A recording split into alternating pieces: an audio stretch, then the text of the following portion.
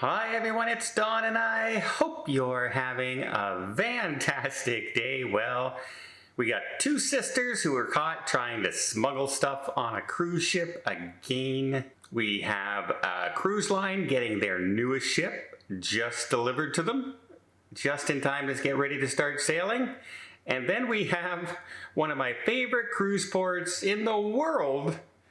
I don't know if this weekend would be my favorite time to go and see it.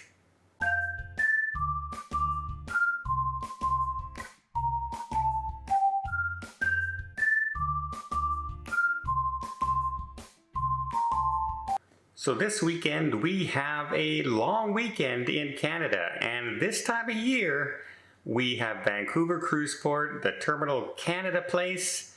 Well, it's going to be super busy. Alaska season's in full swing, and they're expecting over this 3-day weekend over 50,000 cruise passengers to go in and out of Canada Place this weekend. Now, Canada Place is one of my favorite cruise ports to ever sail out of in the world, as a matter of fact. It's one of the most beautiful ports to be in overnight. You're right there on the boardwalk along the coast. There's so much sights and things to do just right there at the cruise port. There is dances at night, there's live entertainment. It's just a place that comes alive. Plus, you have some of the best hotels you could ever stay at. Pacific Princess is my favorite because it's actually attached to the cruise terminal there. It's a little more expensive, but I mean, they even have a process there where at night they will come and take your bags and they will put them on the ship the next day for you. That's right. You don't even have to go and line up with your bags. You can go to breakfast unhindered and then head to the cruise terminal, which is attached to the hotel, and get on your ship. Now, the bad thing about Canada Place is it's not really set up as a cruise terminal. It's actually a convention center. They hold conventions there more than they hold, they only have the summer season for cruising in Canada. So it's kind of a mixed bag, if you will. It's not the best setup as an actual cruise terminal. It's not only my favorite cruise port, but many, many other magazines and travel advisors and polls show Vancouver was the top rated cruise port for sailaways in North America. So I just don't know if I'd want to be there with 50,000 people just because of the setup that's there in one weekend. Now that will be people going on and off the ship, which means the transportation system will be very, very busy this weekend. Good news for Norwegian Cruise Line. Their second Prima class ship, the Viva, has now been delivered by the construction yard. It's passed its sea trials, and they are now getting her ready for her first sailing. Now, if you're curious just how many of these ships they have planned, this is the second ship of 6. That's right, they're planning 6 Prima class ships. It's really come across with some real, sometimes mixed reviews. People tell you that the ship is beautiful, the entertainment on board is fun, the dining is good. Some of the trouble, though, is things like some of the main menus that people like to go visit, like the bar that has the Fleetwood Mac show at night. Well, it's just not big enough. The venue itself is not big enough. You have people standing up to watch the shows.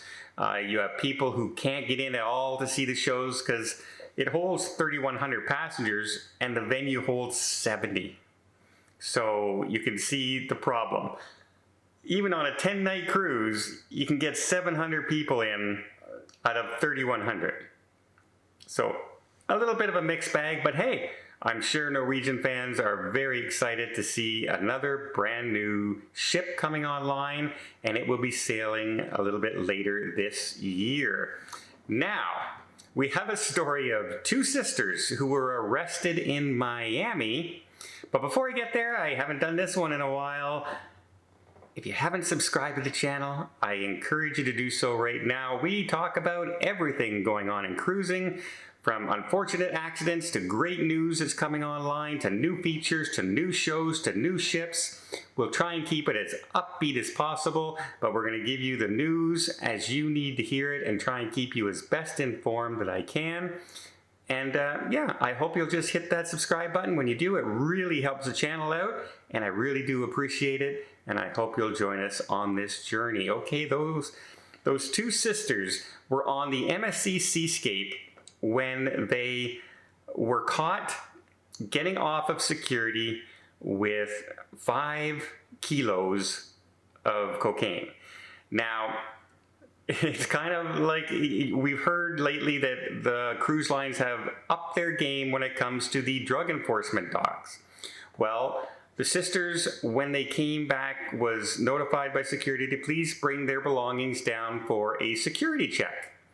So the women brought some of their belongings down for security check, and while they were doing that, the drug dog on board alerted the officers to the odor of cocaine in their room.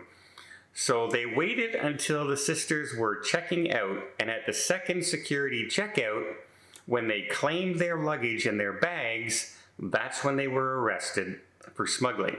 Once they were actually off the ship and into into the U.S. territory, that's when they were arrested, not on the ship, because they claimed their luggage as their own. Now, the sisters come up with a story that one of them was paid for the cruise, invited the other along, and they both went to visit a friend in Jamaica, and one sister says that while she was in the bathroom, she left her backpack out in the other room, and when she came out of the bathroom, she did notice that her backpack was slightly heavier than it used to be, but really didn't pay too much attention to it.